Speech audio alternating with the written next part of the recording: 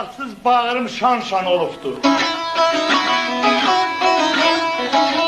Çəmən, çiçək, çöl yadıma düşübdü. Qərbənd yurdu, Məmməd ölən söyüddü, Novruz düşən göl yadıma düşübdü.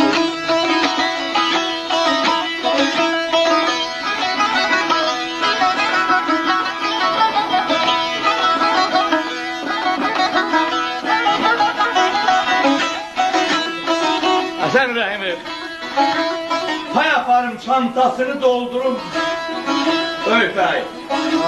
Tam şovana bir bayatı çaldırır, ana da öyle. Akşam üstü qədəflənən ildırım, şaqqıldayan sel yadıma düşübdü.